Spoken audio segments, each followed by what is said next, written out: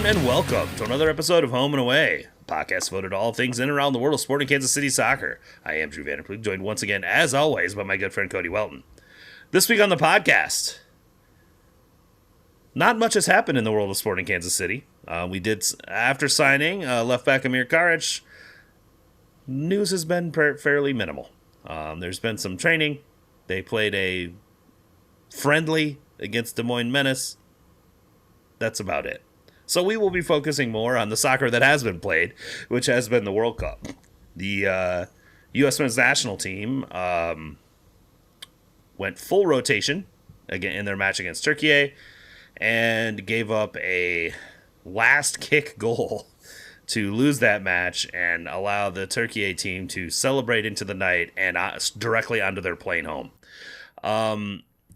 It was, as expected, something that created a bunch of discourse, which is the U.S. men's national team way. There's nothing if not conversation around them. So we will discuss all of those topics tonight, as well as look towards what we might hope to see from them as they go to their round of 32 match against Bosnia and Herzegovina.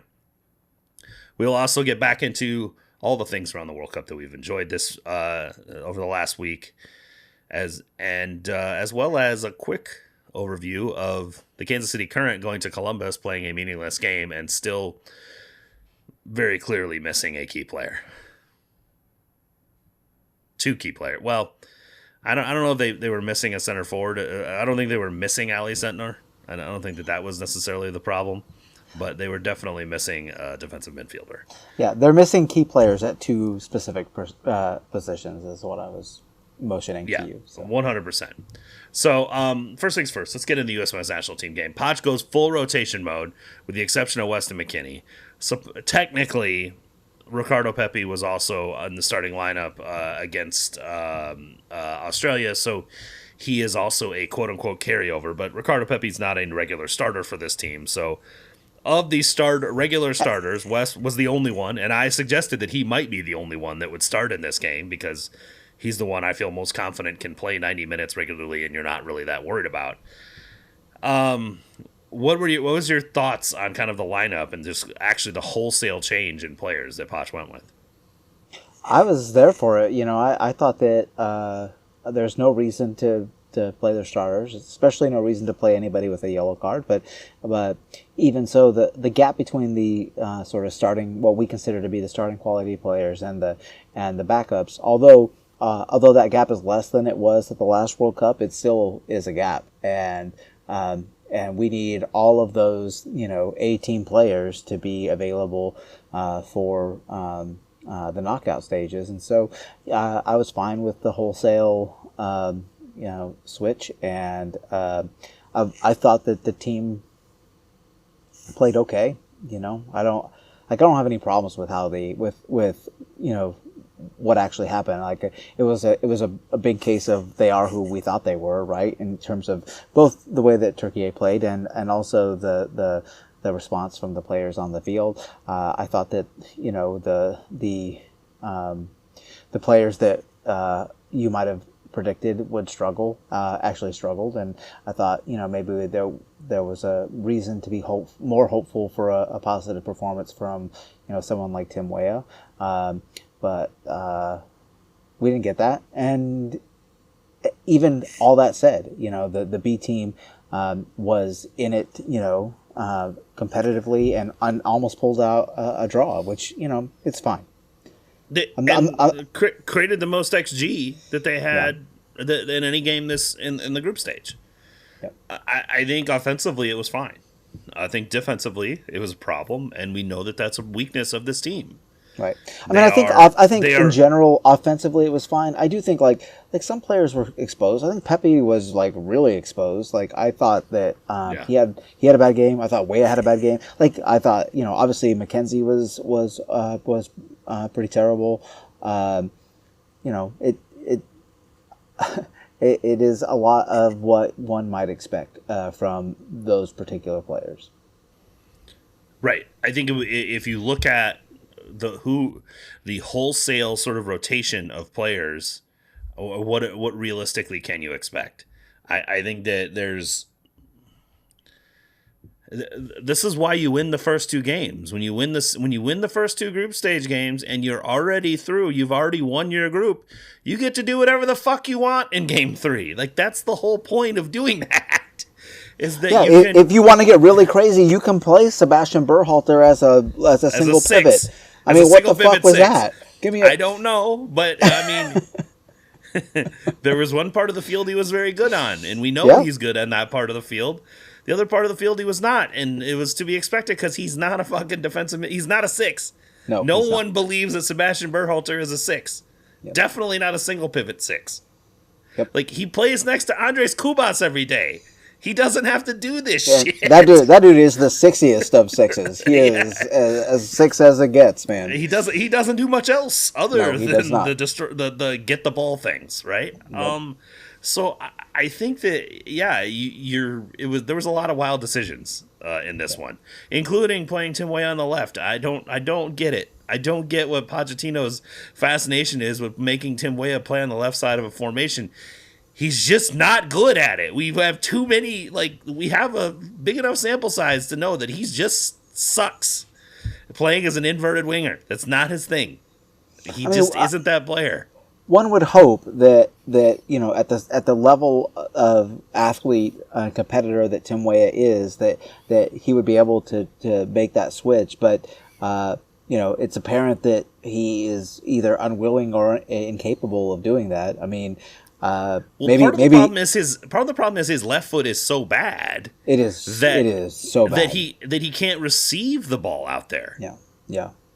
Like, that's a significant issue. Like, how many long switches went in his direction that he just couldn't control? But it wasn't even just that. It was just his absolute inability and unwillingness to beat anybody. Like, a single player, a fullback off the dribble, just beat him once, and he just did not do that at all. His unwillingness to take on any Turkish defenders was. It was weird, honestly. It was like watching Shapi Suleimanov out there. It was like just play to feet and he'll pass it backwards and never take anybody on. Like, that's how extreme it was, and that is not. Why do you think he's ended up playing fullback for a lot of teams? Well, I mean, that's we're finding out that he's not maybe that good, right? I mean, he's a professional soccer player at an elite level. Right. There are levels to this. There are levels. He is not in the Weston McKennie tier at all. Oh, like, God, even no. close. But 4 years ago, you would have thought that they were fairly equal, right? I don't know that I would have thought that. I've always thought Weston McKennie is the only one at Pulisic's level of this group. I mean, maybe Tyler. He proved it again. Like, he was really good. I mean, if this game was probably the best advertisement for how fucking good Weston McKennie is, because when you place him around all the guys who aren't quite up to starter level, you see how much better he is than all of them. Right? Like, he was the only guy that was consistently good on the field for the U.S. in this game, and was over and over and over the one that had to drive play, it was literally on his shoulders pretty much most of the match because none of those guys were good enough. They just weren't. And it was pretty clear that was the case, and it was the strongest advertisement for how good Wes is at soccer. There was some people have been making jokes. It's like, because he's he had this mercurial existence at Juventus, even though he just signed this new contract. Maybe he's the one that we can get back to MLS. I'm like, fuck that. Juventus would want $50 million plus for him. Yeah. And they'd be right to want that. Like, this guy is he's way too good to be coming to MLS right now. No, this is a guy who can play multiple position, who can defend. He can press. He is an attacking threat. He's a set piece threat. He's an aerial threat. He wins duels. He is a tone setter type of player, and he's good enough to play in the Champions League. And those players and he's in his prime of his career, right? Like, those players aren't cheap, right? And I love that he has sort of come good, and that he's become a lot less mercurial, right? He's a lot less up and down. He's become a very consistent and dependable starting player. And like I said, he is the kind of guy you need him on the field because he sets the tone of energy and engagement, and the team follows his lead. And he's also has a dynamic personality, and like that's not nothing, right? Like he has rizz, and Christian Pulisic has like negative rizz, right? He has no charisma, and every time I see that fucking Wells Fargo commercial, dude. That's exactly why I said that. Like I see that commercial like multiple times a day, and I'm like, oh my god, that guy has no charisma at all. The cringiest commercial I've ever seen. That Wells Fargo thinks it's a good idea to put that on air is shocking to me. Yeah, It makes me not want to bank at Wells Fargo. You could take almost any other player on the team. Like the only reason he has that is because he's like the name that people know, and he is the LeBron James of soccer after all, and but LeBron has rizz. He's actually entertaining. Right. But like every other player on the team practically has that rizz, right? Like Weston has it, and Chris Richards has it, and I think Flo Balogun has it too. And so, but Christian, man, oof, he's rough. If they were to put a picture next to the definition of the word milquetoast in the dictionary, it would include Christian Pulisic. Yep. In that weird stare that he makes at the end of the Wells Fargo commercial, where he's just got a half smile going, that is what you would get for milquetoast.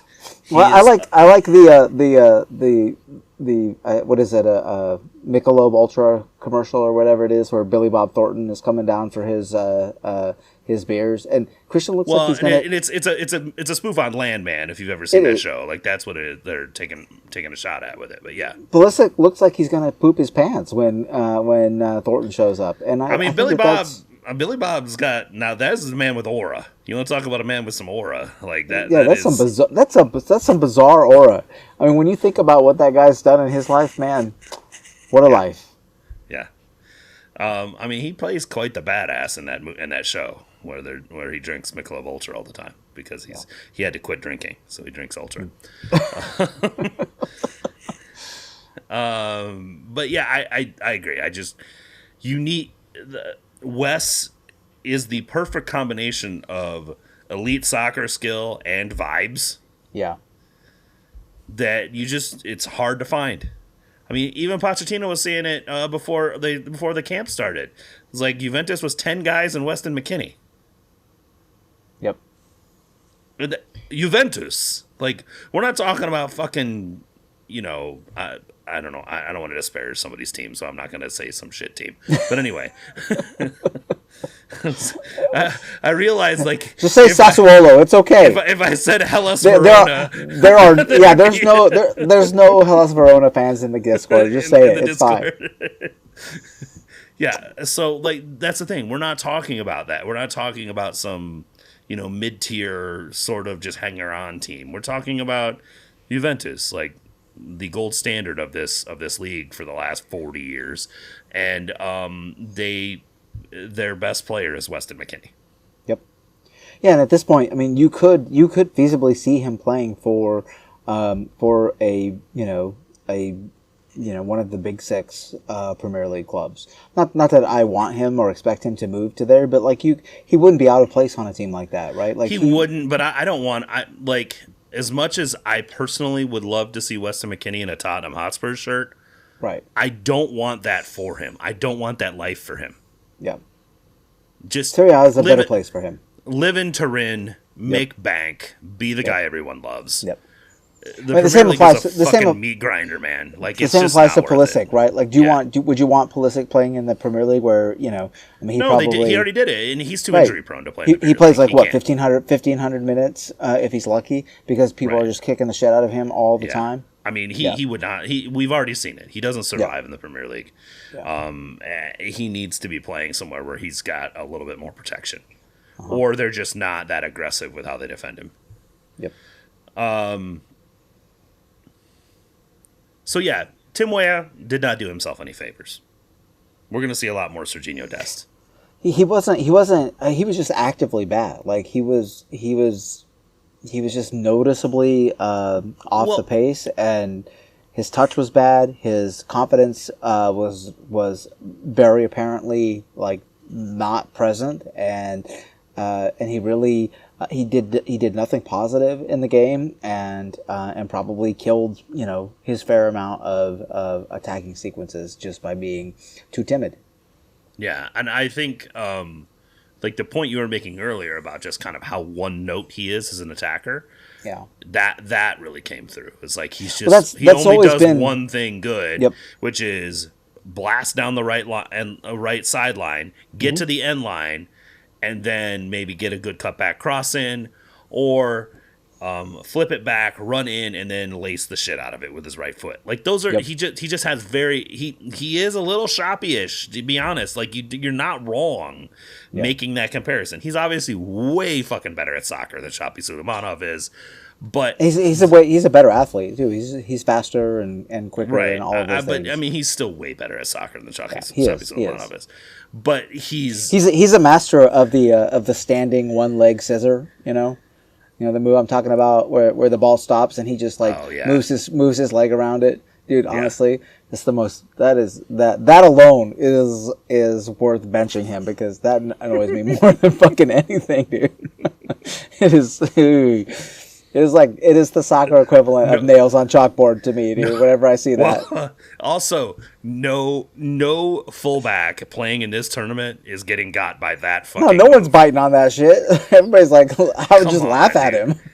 Like this is like some college soccer shit. What the fuck are you doing right now? Right.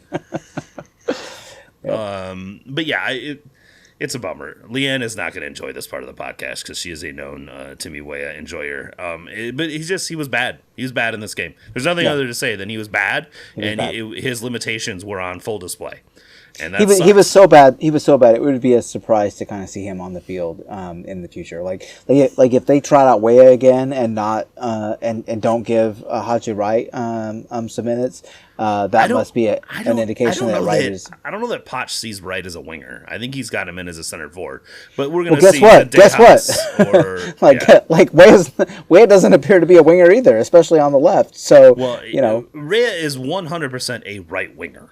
Yeah, he is that. But that's all he is. He is a very traditional right winger, and no one uses those anymore.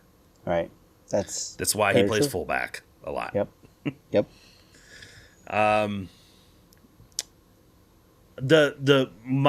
When I tried to sort of rationalize in my brain outside of the stupid left eye dominance bullshit that Botch has brought up, brought up 12 or 18 months ago, I do think he was on the field on the left because Trusty was at left back, and you needed someone that was actually could hit both ends of the line.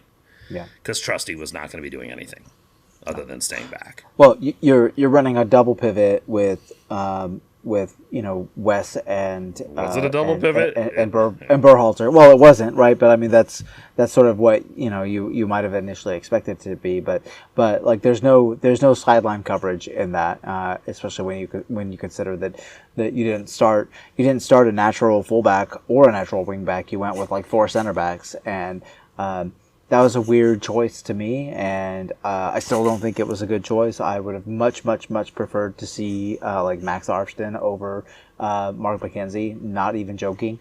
And I mean, it's easy in hindsight to make that, but I think we both agree that when you start. Go ahead. Like when you start 4 center backs along your back line, you better lock some shit down, right? And they didn't really lock anything down. They were pretty porous. Well, as a and group, it appeared they sort of inverted the positional responsibilities, and they were going to play Trusty nominally deep, and then Scally was supposed to go up, but Scally's not a fucking wingback. I mean, I know he's done it. I know he's done it for Mönchengladbach, but there are levels here to how Mönchengladbach uses a wingback to how Pochettino uses a wingback, right? It would have been way better to use Pulisic in that, or not Pulisic, Weah in that role. Right? Exactly. Put Weah on the right side as a wingback there. Yep. I mean, but if it really doesn't matter, If the result of this really doesn't matter, you roll Weah and Arfston as your wing backs, and you just keep attacking. Like why the fuck would you bring out 4 center backs for a game that doesn't matter and put them on the back line? That didn't make sense to me from the very outset. Just run the same system you've been running for 2 games. Amen. Just do it with different personnel that fit those roles. Amen. Like, there's no reason that Weah couldn't have played the Dest role.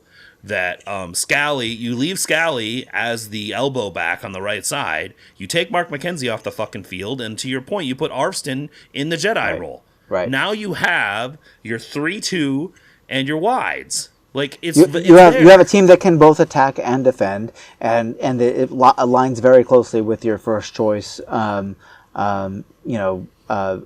Group's responsibilities. Exactly. Perhaps. Pochettino did this to give a little trial balloon to having putting on multiple defenders at the end of a game to see out a game. I'm willing to give him the benefit of the doubt, but I also think that it very obviously didn't work with this group of players, and that putting worse players on the field is a bad idea. And putting more worse players doesn't make them better, right? You just have more worse players. Well, this is the thing that I said over and over again when we were talking about whether the U.S. men should be playing in a back 3, should be playing with nominally 3 center backs, or whether Sporting Kansas City should be playing with nominally 3 center backs. Like, we've had this conversation a few times. And you're like, well, when your center backs suck, you should have more. And I'm like, are you sure? Yeah. I mean, are you sure? Because I think what happens is you just have more shitty players on the field. Right. My thought is, now, I do think what Poch was doing was putting a bunch of guys on the field he wanted to see whether or not he could trust in these games and needed.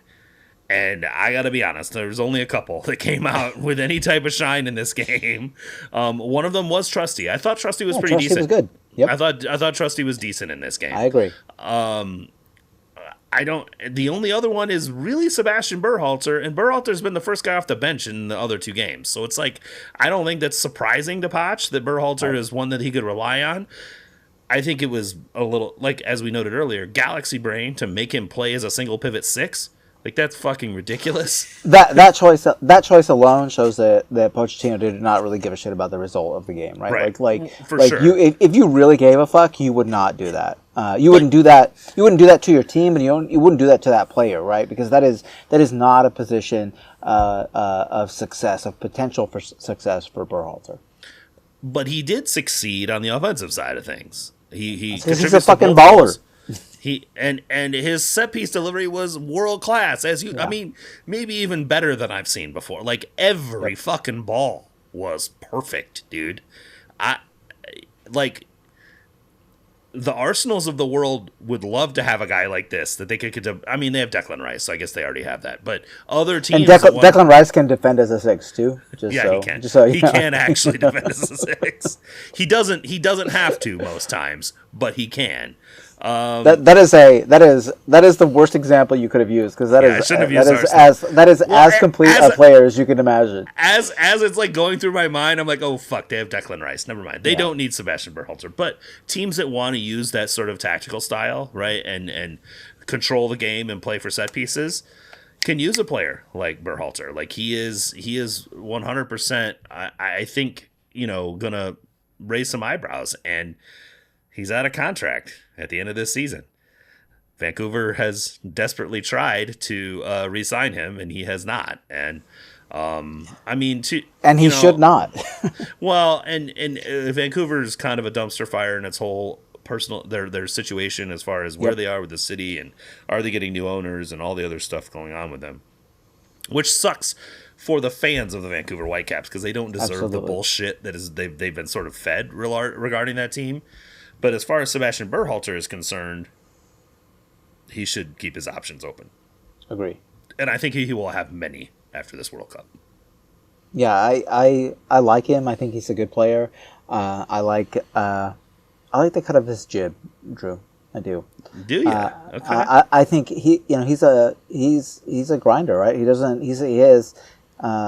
a dog. He gets in there and fights, even if he's undermatched. Dog. Really high X dog.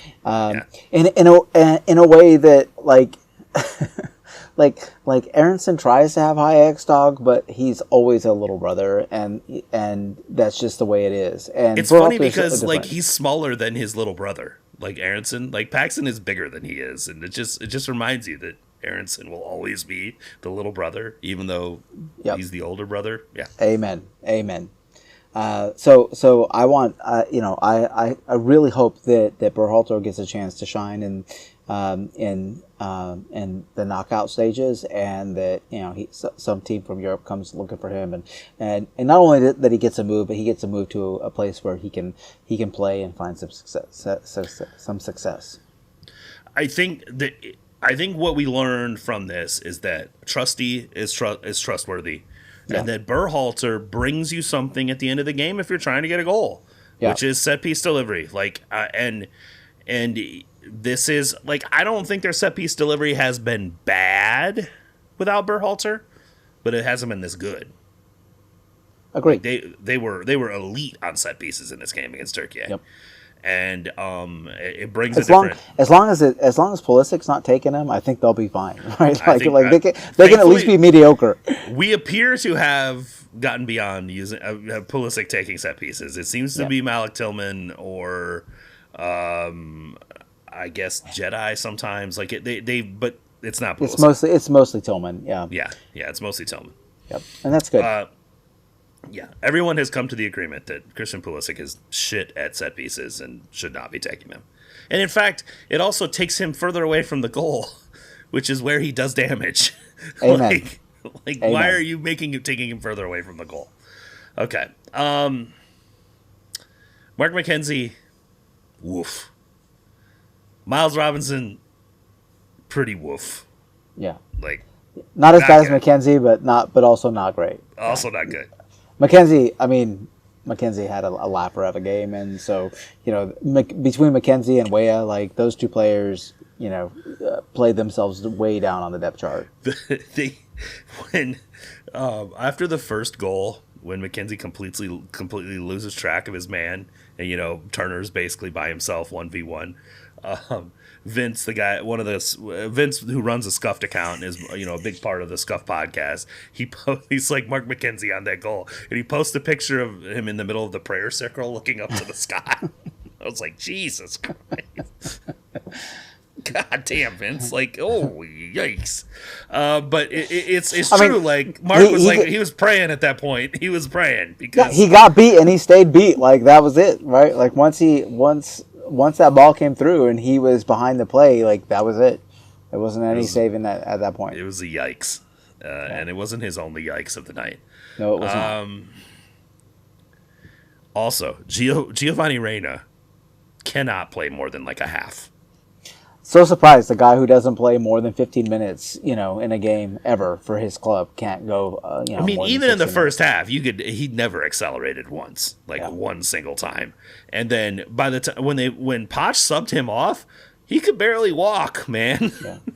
Guy is like the oldest looking 23-year-old I've ever seen in my life. Like match fitness is a real thing, and you can't get match fitness by practicing.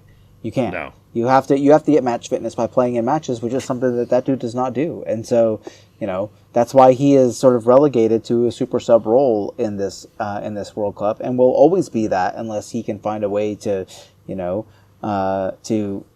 fix his attitude, not get injured, and go to a team where he can actually play minutes. Well, and that's the thing is the injury problem. If he can't find a way, because no worthwhile professional soccer team is gonna start him regularly if he can't ever run past second gear. Right. Like you can't. The only guys that are allowed to do that are Lionel Messi, and even he gets on the fucking horse every now and then, right? Like Messi hauls ass when he needs to. Well, he's been pressing and tackling this World Cup. Like I mean, Gio just doesn't. And I don't know if it's because he doesn't trust his body. I don't know what. I mean, like he's trying not to get injured. That's good. He looks like a guy who's consistently trying not to injure himself. Yep, agree. And, okay, so, we'll bring you on in the last 20 minutes if we need someone to unlock something or hit a fucking 20-yard Trivella into the far corner. Like, that's fine. But We can't use you for anything else than that. Right. That's the ceiling at this point. Right. It is unfortunate, dude. I am not joking at all. That dude needs to just fucking move to MLS, for real, and because MLS is a league that the quality of defense and the physicality and the rules all favor number 10s and like traditional number 10s in a way that most other leagues don't. And he could really carve out a really good career for himself in MLS and play a lot and maybe, move up the depth chart as a result of that. But I have a feeling that, between him and his parents, he would never make that move. But I'm telling you, like, it would be a really good move for his career. I think he'd also build up. The thing that's interesting is also pretty much every MLS club has really good sports science departments and really good fucking facilities for rehab and they have regen and all that kind of shit. Like, I mean, if you think of the facilities that are being used for this World Cup, it's all MLS clubs in their spots, right? Yep. And it's because they have really good shit because that's how they recruit these players. Otherwise, we wouldn't be getting, we wouldn't have Robert Lewandowski coming to Chicago. We wouldn't have Lionel Messi. We wouldn't have all those things if we didn't have, like, most of these teams have facilities and sports science departments and rehab facilities that are, like, on the level of top 6 Premier League teams. Yep. And so, it actually might be good. Remember, Josie Altidore, like, actually sort of, like, fixed a lot of his hamstring issues when he went to Toronto. Yep. Like, they found a program to kind of help him sort of, like, get through that kind of stuff and be able to play more regularly. It allowed him to start one World Cup game. Yeah. Until he tore it. Yeah. He wasn't with Toronto then, right? Like, he was in the World Cup at that point. But, I mean, yeah, I think... and I think that there are MLS teams that would give Gio max TAM or a small DP deal and then try to help him physically. And maybe he gets to... I mean, he's at the point in his career, man, where he's too old. He's too old. It's not going to happen. He's too old to become Manchester City's guy. Yep. It's not going to happen. It's not going to happen in the Premier League. It's not going to happen in the Bundesliga. It might happen in Serie A. Not going to happen in Liga. And in Serie A, maybe it happens at Napoli. Like, it's not. Right. It's not going to happen for you at Juventus or Milan or something like that. It's not happening for you at PSG. Even Napoli is probably too high, right? Yeah, I mean, think if Scott McTominay can become a Ballon d'Or candidate at Napoli, then good point. Scott McTominay can stay on the field, though. That's the big difference. It's a fair point. But I think that I think it makes sense. It makes too much sense, but that's why it won't happen. Yeah. The problem is, by the time he actually, like, sucks up his pride and comes to MLS, he's going to be shit. He's going to be on $500K a year. Yeah, MLS will be so much better at that point that he won't even be able to get on the field. It's going to be like when Gideon Zalalem came to play for Sporting, right? It's going to be that kind of thing, right? Exactly. And that sucks. That sucks for a guy who's as preternaturally talented as he is. Yeah. Oh, well. We'll have to see if someone can advise him well enough. But I unfortunately, it's his dad, and I just...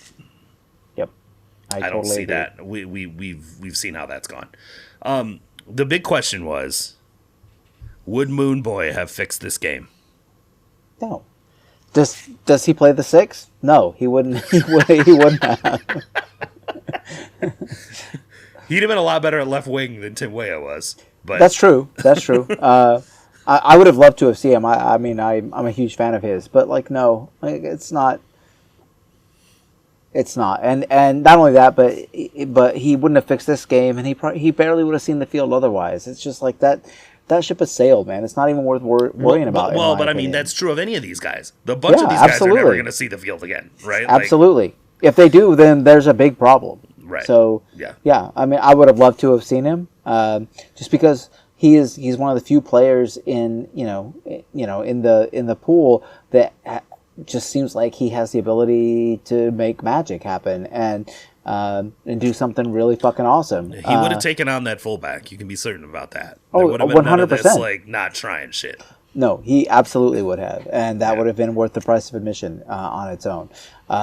So, you know, I mean, I definitely would have preferred bringing him instead of Mark McKenzie. That's the big my big problem. Brendo is the big question here. Sure, Is it Diego sure. Luna or Brendo? And I can and, like, see. I can see the value in bringing Brendo because he presses, because he's an animal when it comes to that.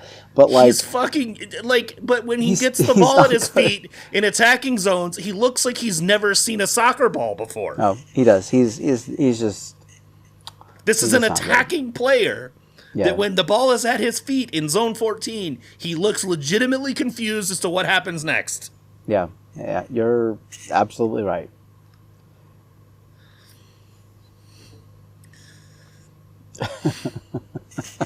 But he presses, so let's bring him. What the fuck?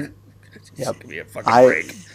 agree. Diego Luna presses too, and doesn't look like he's fucking confused what to do with the ball at his feet.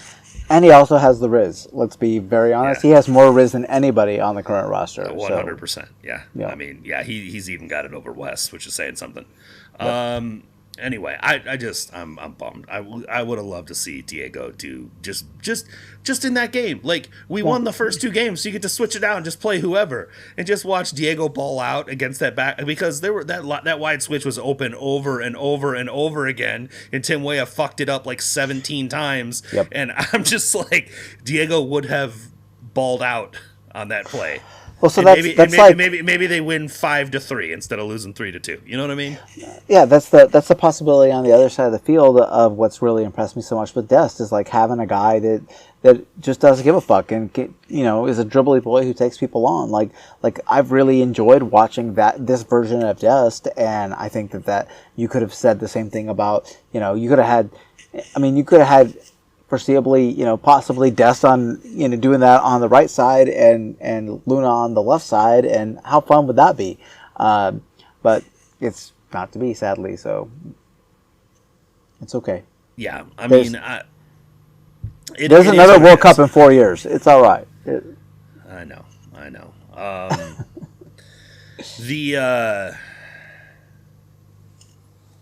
It is. I mean, it's just me. It's me, yelling at the clouds a little bit when it comes to that. But nothing was more clear about the vacuum of attacking talent we had on the left wing until Christian Pulisic came out on the field. And I think I said this in the Discord. I was like, if that space is going to be available to Christian Pulisic when he comes on, you're going to see some fun shit for the next half hour. And it happened within like the first play. It was like immediate. Yeah. It was immediate. Yeah. They go for that long switch. He chests it down, and he's in the 18-yard box and taking a shot. And he was consistently dangerous, like immediately when he came on the field. I do want to mention before we move on to other things that it wasn't just Weah. Like I thought that that Pepe was really bad in this game. I thought that his inability to hold the ball up at all, he got constantly just shoved off the ball, and the lack of physicality from that player was really disappointing. And this is a player who was in line for a move to the Premier League with Fulham until he broke his arm, and I have a hard time seeing any Premier League team being optimistic about his chances in that league, given how weak he was in hold-up play during this game, because he was really bad and just not able to hold his own at all. Do you see? So I think of and I'm not saying that Pepe is on this level of finishing skill. But I think of Ekatike and his similar issues, right? Like coming from the Bundesliga, where he didn't really have that level of physical kind of combativeness that he had to deal with, and Pepe seems like that, where he's just maybe he needs to get more familiar with playing through contact, because I don't feel like Balogun 2 years ago was near the player he is now when it comes to holding up and playing through contact like he is. Like the guy I've seen over the last 6 months is different in playing off center backs. So do you think that this is a skill that maybe Pepe can learn? Yeah, Or absolutely, he can learn that. Yeah, and it's not too early for him either. But I will say that as physical a league as the Premier League is, like a player not having that ability coming in is it's hard to take a flyer on a player like that. Especially we're talking about like a $25-30 million flyer. I think is what Fulham were in line to pay. And so like 40 million was it that much? Yeah, Holy and then shit. It was like this weird sort of thing where it was agreed to, Yeah. agreed to, and then they backed out of it. I think for some reason, and I think it was Yeah. partly due to his injury issues with PSV. But yeah, it was. Well, I think that PSV wasn't willing to let him go. Like they were like. Well, no, like, was the original deal. Fulham was still willing to sign him. Fulham had come to an agreement for like 33 million pounds, but it was contingent upon PSV signing a replacement. Right. They didn't get a replacement signed, so then they went back, and there was like a contingent agreement in place for like 40 million pounds in the summer, and then Fulham backed out of it. Yeah. So like, honestly, good on Fulham because like at this point that is not a $40 million player. So right. Yeah. I don't have nothing against him. I like him as a player, but like he's not worth that. And he probably needs to go to a different league. There needs to be a step in between the Eredivisie and the Premier League for him because he hasn't shown that he can handle the physical demands of the Premier League. He gets lost in games too much. I mean, that's a real thing. We've seen him show up in games and look really good, but we've seen him get lost in games, and that's fine for a developmental guy who's you hope to be starter one day, but we've got another option in case you're not having a good game. Guy, that's not for your 40 million pound signing. That's not okay for that, right? Especially, Fulham maybe. I mean, there are big clubs that spend 40 million pounds on a flyer, but Pepe's 23. Like, yeah, anyone paying that money for a 23-year-old player is expecting him to start regularly. And you're right. It might be better that he does that in a place where he's got better opportunities. And it looks like Fowler and Balogun is going to have options in the Premier League coming up. So, I mean, Monaco is putting the number at like a minimum of 50 million euro, which when you look at the difference between those two, there's a guy. I mean, if Ricardo Pepe's worth 40 million pounds, certainly Fowler and Balogun is like worth well more than that.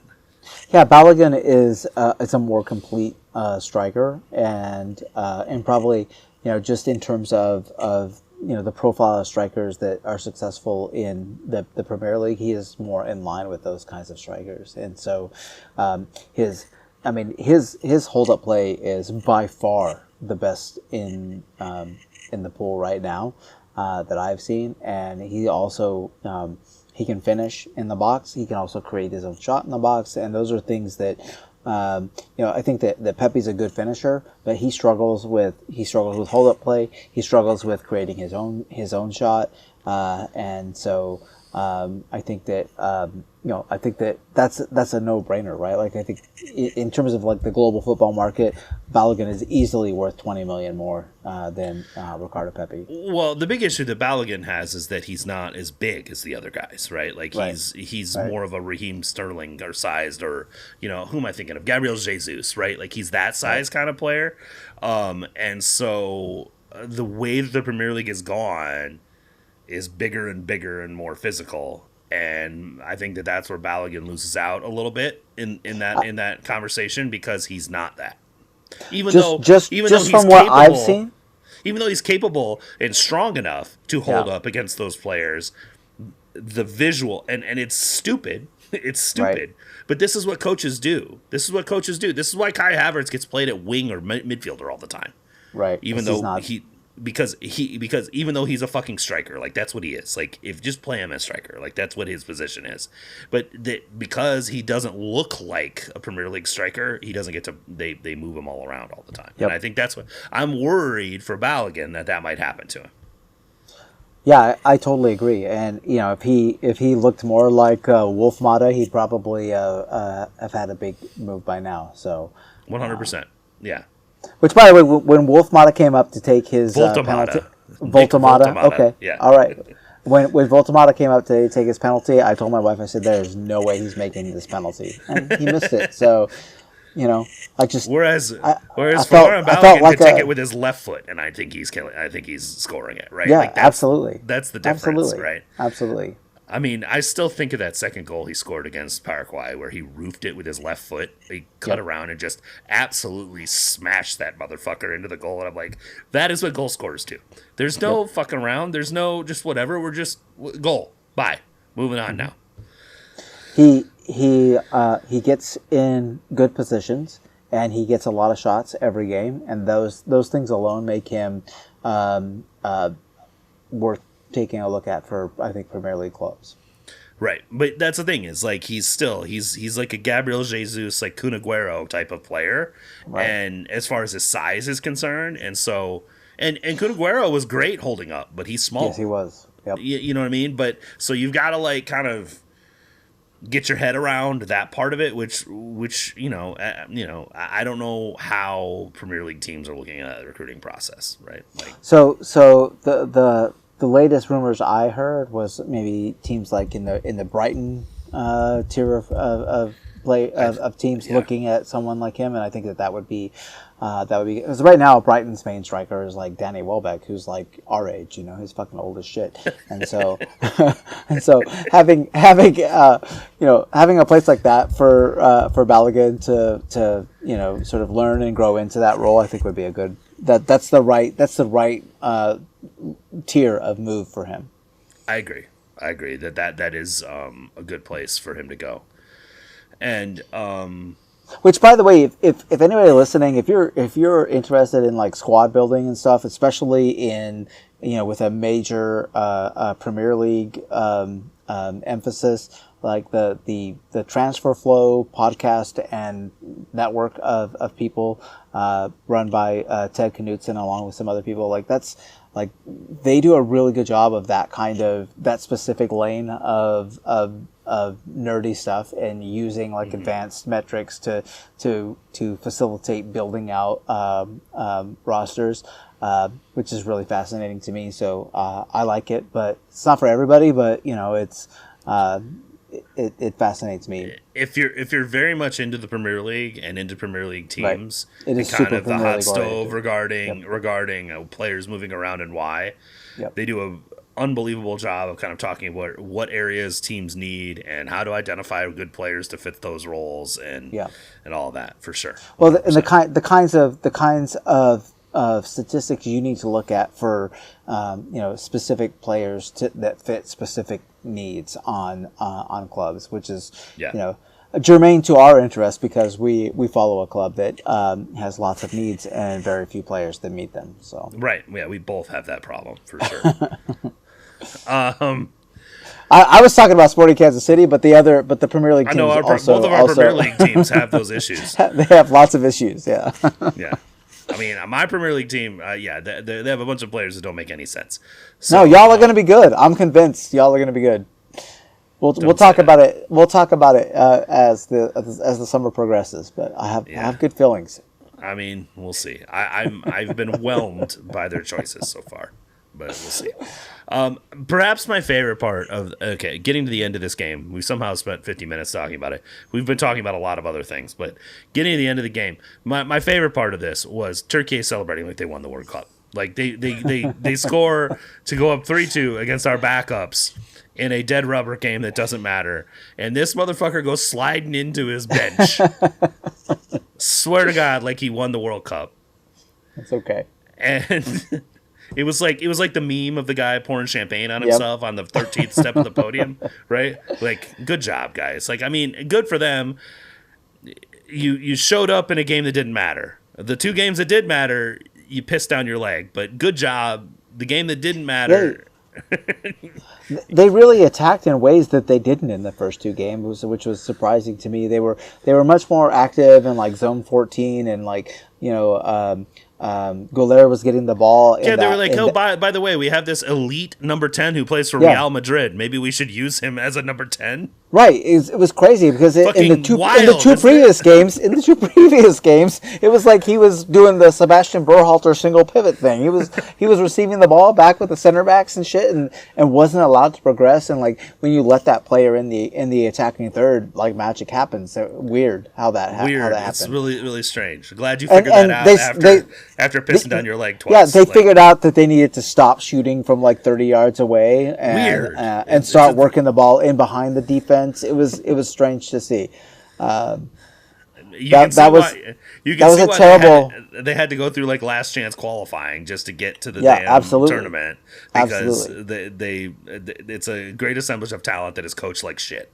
Yeah, it's one of the worst coaching jobs, and it would be the worst if it wasn't for like South Korea's coach. That was a fucking just. Did you see the South Korean media blurred him out in his press conference? Did they really? There's this. So he was doing a pregame presser, and they blurred him out because everyone is so mad at this guy. Oh my God! Can you imagine what it must be like to be like, man, we need to get Jurgen Klinsmann back? Yeah, wow. I mean, they deserve to lose just for fucking hiring that asshole because, I mean, give me a break. I want to know, like, which is the worst Garcia? Is it Rudy Garcia or Roberto Garcia? Because they're both pretty fucking terrible. They're both pretty terrible. I mean, holy shit. Like they're both really bad coaches, and I cannot believe that they're both coaching, like, top really 10, good teams. Top 10 teams. Yeah, it's crazy to see. Yeah. Are you talking about Roberto Martinez, by the way? Oh, did I ruin your joke? You said you did. Rudy Garcia or Roberto Garcia. You did ruin my joke, but it was a bad joke, so that's fine. It was incorrect. So it doesn't matter. It doesn't change the intent. They are both fucking terrible. Like whether it's Roberto Martinez or Rudy Garcia, they're both fucking terrible. Do you think Roberto Martinez has enough cachet to bench Ronaldo? Because he's fucking washed. No, he doesn't. Like probably the whole reason that he took the job is because he agreed that I'll play Ronaldo, because Ronaldo seems to have that much pull, and that guy is so washed, dude. Yeah, he doesn't. He's like I can remember that the last year Zlatan played in MLS. Yes. I think it was the last year we went. Sporting opened the season against LAFC that year, and my wife and I went to Long Beach. We stayed in Long Beach and we went to the game. And while we were there, we watched the season opener for Galaxy, which was against Chicago Fire. And Zlatan, I swear to fucking God, he didn't break a sweat. He didn't break into a trot the whole game. He still scored a goal, scored the winner off a header, but like he didn't do anything. And that's the way it is. Watching Ronaldo, like he can't move. He can't do anything. And he only scores against terrible teams. Yeah, he hasn't been meaningfully good in a game that mattered against a good opponent in years. I mean, as far as you know, I don't watch the Saudi league. Do you? Well, do those games matter? Or they do not. Are those good opponents? They do not. They do not. My son works. Matter and the opponents are bad. So no. My son works at a Middle Eastern restaurant, and so he watches the Saudi league, and he assures me that Ronaldo is completely washed, even in that league. So, yeah. Anyway, perhaps my favorite joke of the week.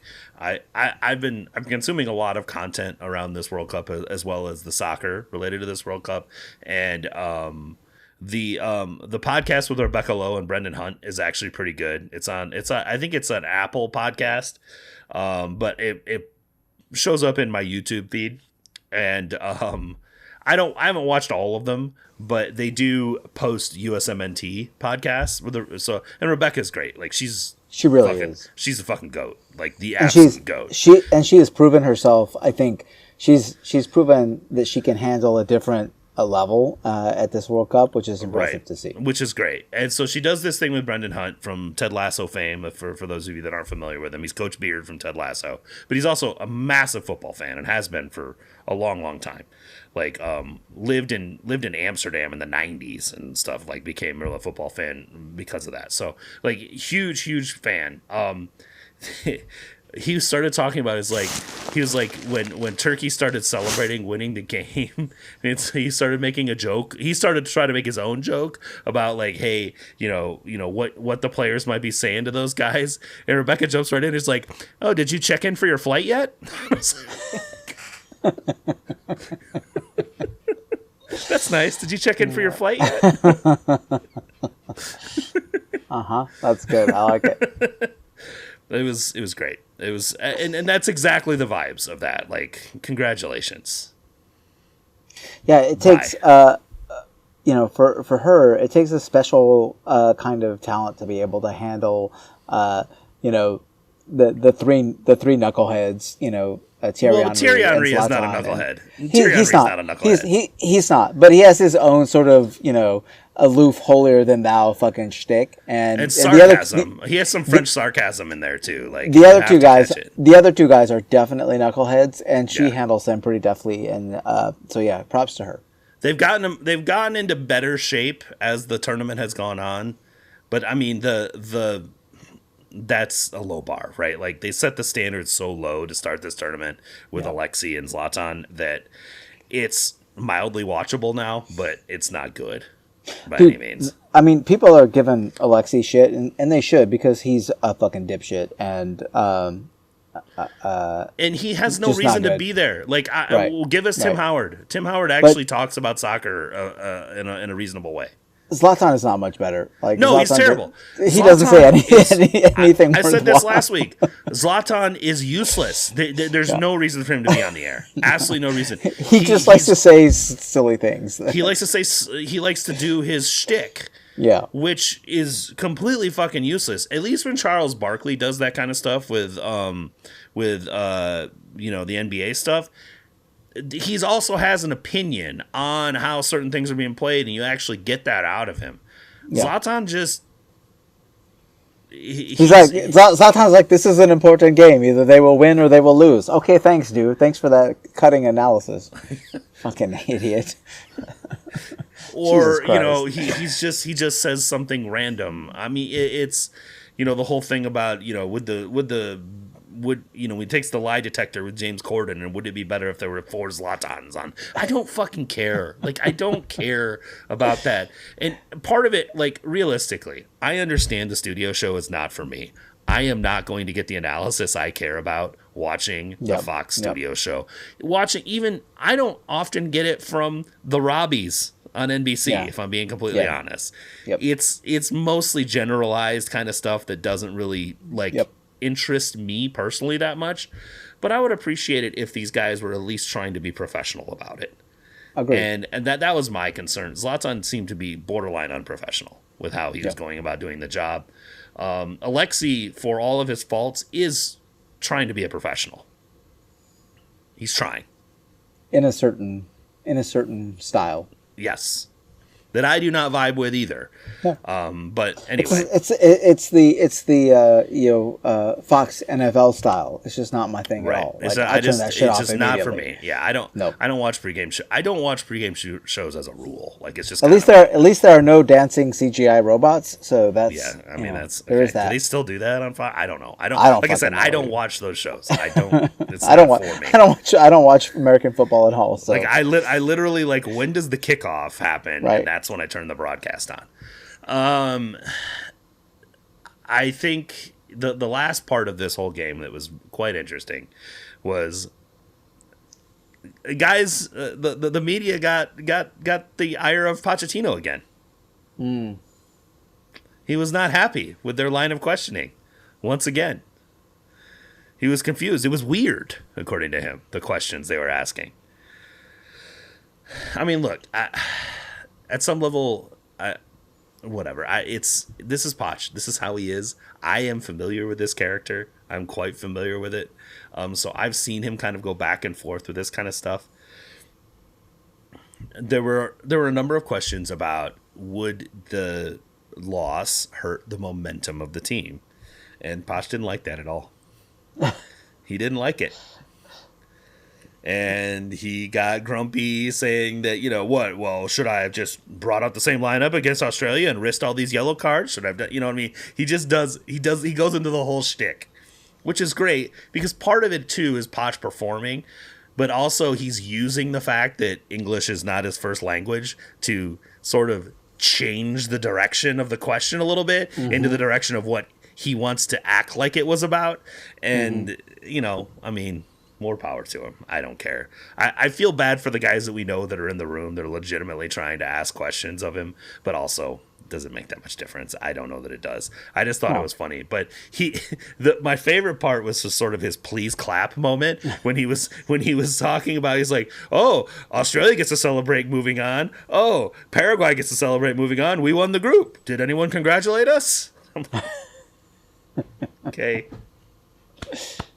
We'll clap for you, buddy.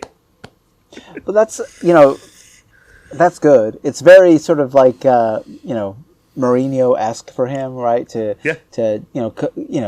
have a combative role, foster an us against them. And things were pretty lighthearted in these pressers after the first two games. Yeah. So for there to be any negative now, you know what I mean? Like he just pounced on it as a means to like create this thing, right? And I think this is what these guys do. I don't look at it as anything more than that. He is a vibe curator, and that's a big part of his role as coach of this team. And if he uses this to curate the vibe that he needs, the us against them mentality, then I'm all for it. Go Poach. Yeah, I mean, let's be honest. He has done a much better job preparing this team for this tournament than I thought he had done. Amen. I mean, so far, based on what I've seen so far, a much better job than I had thought he had done. And so I'm just going to let him roll the way he rolls right now until he gives me a reason not to. Apparently, U.S. Soccer has offered him a deal through 2030, through the next World Cup. No chance. No chance whatsoever. I mean, it's just not happening. What? Although Milan already has a coach, so I don't know where he's going, but he can go anywhere. Like it doesn't. Like why would he? Yeah. Doesn't make sense. He could also take this job for another year, waiting for that one to come. But there's no way he makes it to the 2030 World Cup as the U.S. men's national team coach. No way. Other things around the World Cup that we enjoyed. Obviously, we discussed this before on the last podcast, but we were all really psyched for the Netherlands game against Tunisia.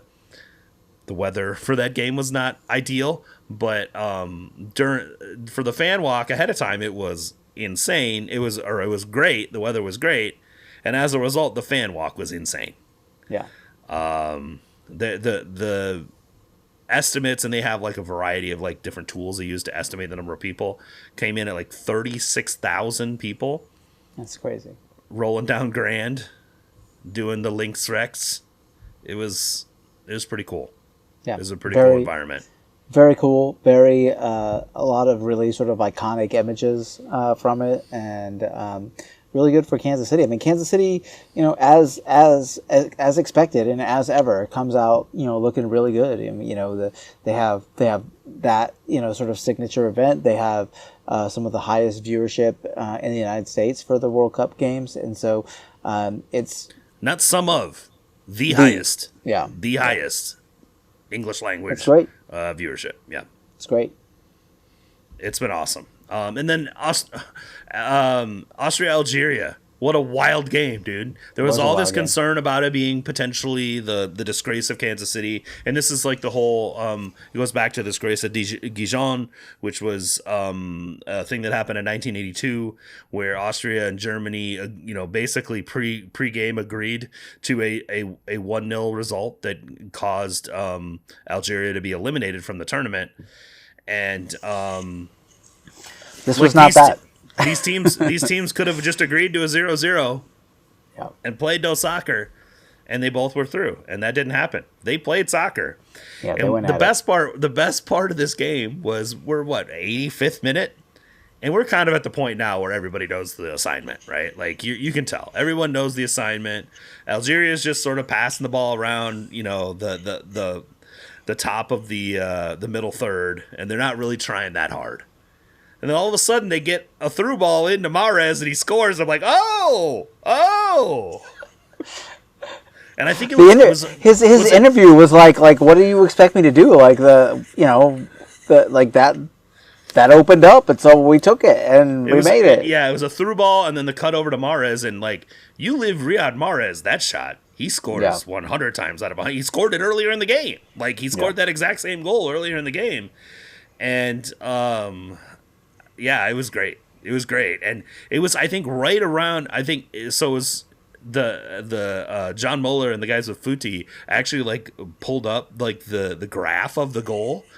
It was over 5 minutes long of sustained possession and over 100 passes. That's wild. Before the goal, and so then we're thinking, oh, Austria's out, Iran is in, and then Austria scores with on a header with 2 minutes left of stoppage time. Yep. So it was a wild game. And those are Iran, both with the offside goal at the end of their game, and then having to go through this, and even earlier, Uzbekistan was up, and then even with Congo, and that would have got Iran through, and then Congo scores 2 goals late and knocks them out, and it was a rough ride for Team Melli getting to trying to get to the knockout rounds. Unfortunately, it didn't happen for them. But yeah, it was the excitement was at a high level. The last kick of the last game basically finished out the round of 32, and that's crazy, right? Yeah, it's pretty great. Couldn't have really scripted it any better. So, what do you think of all of these bunker tactics paying off? I mean, I like it. I won't say I enjoy it, but I do kind of I mostly like the counter component of bunker and counter, right? Like I like seeing teams score counterattacking goals, and it's an equalizing factor. And I don't think in maybe years past it was more of a strict bunker, but I think that there's a lot more variation to it nowadays. There are a lot of teams that sort of before they bunker, at least try and set, sort of mid-block traps and that sort of thing. Almost every team, high presses at least a little bit. And so I think it's more varied than just a strict sort of, bunker in. But teams, it's tactically sophisticated to do what you have to do in order to win. Do you know what I'm saying? And I appreciate that. Like if you have a team that really it makes sense for you to do that, then you should do that.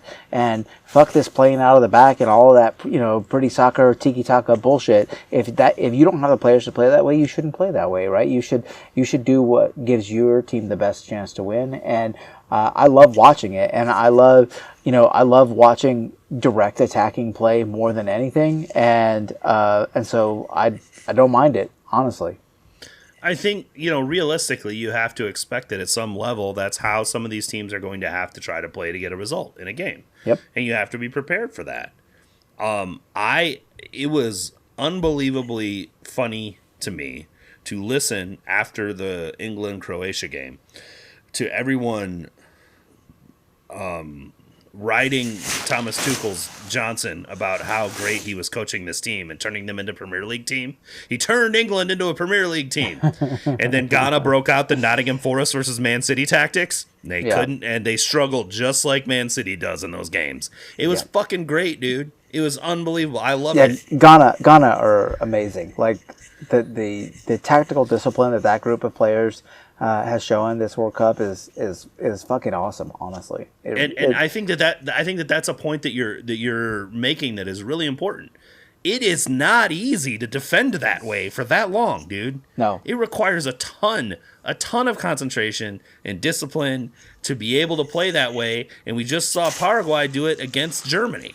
And they were cooked at the end of that game too. I mean, they absolutely cooked, and they got themselves to penalties, and they won the penalty shootout, and they're going on, and Germany's going home. And I'm just saying, like, they're as much as I'm not like a haram ball guy, like I think this is a different thing than that, right? Knockout tournaments are different. Yeah. Like you have to be able to play in multiple styles, and you have to be able to break down deep blocks. You have to be able to employ a deep block because you never know who you're going to be facing. Mikel Arteta does not need to set his team up to play the way they do. They have really good fucking players. There's no need for them to play that way. They do it because he wants to control and choke the shit out of a game. Yep. I mean, it really is all about control. And more power to him if that's what he wants to do. I fucking hate that. Like there's no need to do that. That's why we bemoan Mourinho and like Allegri and a variety of these other coaches. Tactically, what they're doing requires a lot of nuance and a lot of like positional control and responsibility for sure. Yeah. It's just fucking boring as shit to watch.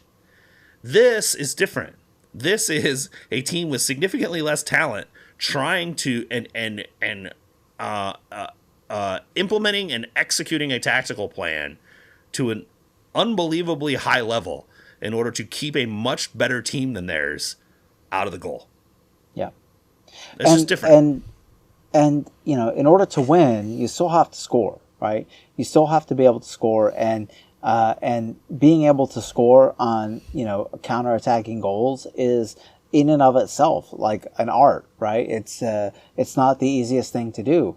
And so I think that that just adds another layer onto it. And that's one of the reasons why, why teams, like Ivory Coast and Ghana have been so successful, and Paraguay, right, is because not only are they able to handle the defensive part of the assignment, they're also able to take chances when those chances present themselves, which is something, by the way, Iran was not really able to do, and so and that's why I'm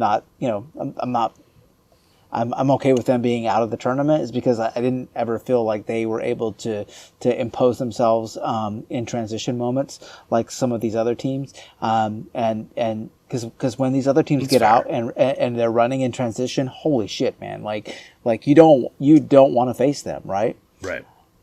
Yeah, no, and they have clear ideas when they get into those spaces. And in fact, they very intentionally pull the opponent forward so they can get behind them and create those spaces. And to be fair to all the Arsenal fans that listen to this podcast, they're probably grumpy at me for having my last go at them. You won the fucking Premier League. Don't worry about what I have to say about your team. It's not the last go. It's never going to be. There is no last go. Sorry. No, I didn't say, last go for this past season. But yeah, I mean, you won the fucking Premier League. Don't worry about what I have to say. If you're mad about what I have to say, just go look at your trophy, okay? Just move on. If you're mad about what Drew says, go win the Champions League. Oh wait, I didn't say that. I did. Cody said that. All right. The other thing, and I want to transition from Ghana without saying that all the African teams were playing soccer this way, because they weren't. But CAF, 9 out of 10 teams moved to the round of 32. Yep. Like, the African continent showing out big in this tournament. And a lot of times playing really fun, interesting soccer. Also, playing, having some really good goalkeepers that maybe some MLS teams should be like, hey, yeah, for real. We could use to have some better quality in goal. So I think that, I think that it's been a fun World Cup to see all of these different countries and confederations. Now, the Asian Federation did not so well. Didn't have the greatest World Cup, but the African Federation did great. Yeah, and they're exciting to watch, right? And I think that is that's part of the draw, is that not only are the fans into it, and that makes it a more enjoyable experience, but the teams themselves, they have a lot of really dynamic and interesting and enjoyable athletes to watch, and so I'm all for it, man. I really enjoy. Like I said, I really enjoy watching Ghana. I've really enjoyed watching Ivory Coast. I've enjoyed watching DR Congo. So it's a lot of fun, man, and I hope some of them keep it going into the next round. Unfortunately, it doesn't look like your guy Yan Diamande is coming your way. What's the latest? I didn't. He's supposed to be going to PSG. Oh, okay. Well, that's the only team he wants to leave and go to. Is that PSG. is a. So. That's not an unfamiliar feeling, so it's okay. I'm used to it. All right. It'll be okay. All right. I guess the last thing we can go before we preview the U.S. men's game is the Kansas City Current. They still don't have a 6. That was pretty fucking clear against Gotham. Kayla Sharples is not having her best start to the season in Current jersey, and I don't think she all of a sudden became a bad defender. I just think that she no longer has Claire Hutton in front of her. I think that is it makes a huge difference. It's such a big deal. Like squad balance and squad construction is like a real thing, and like good players like that don't just turn to shit all of a sudden. Yep, I agree. So we'll just have to see what they do with all of this newfound money and whatnot, and maybe they will try to address that position on the field. To be determined. Last thing, one thing to look for: Wednesday night, the U.S. men's national team do play a game that matters. Bosnia-Herzegovina in Santa Clara at Don't Call It Levi's Stadium. They will be, I think, favorites in this match. Definitely favorites in this match. Yeah. I watched them play Qatar in a game they won 3-1, and I was not that impressed. No, they're not. They're not super impressive. Yeah, they're like Edin Dzeko still plays a significant part in their offensive capabilities, and they defensively looked porous against Qatar. Yeah. So I would assume against a better team. Now, granted, I don't think Canada did much with them, but Canada hasn't done much with anybody. Offensively, Canada's been garbage offensively. Yeah, that's because we know that's not what Canada coaches, right? Canada's focus is not on what they do with the ball; it's on what they do without the ball, and so it's not surprising that would be the case. I don't rate Canada at all. So just to be clear, and so it doesn't bother me that maybe Bosnia looked a little bit better against Canada. So I don't. Yeah, it doesn't bother me at all either. I'm not worried about. I don't. Canada's going to get absolutely smoked by whoever wins this Netherlands-Morocco match tonight. So I'm not really concerned that much about it. They had their wonderful 6-0 win up 2 men against Qatar, but I don't really care that much about that match. They have largely looked fairly inept at scoring, whereas the U.S. has not. They have looked like scoring quite a bit, and I don't want to feel overconfident, but I do think that the U.S. is going to be favorites in this match, and they should win it.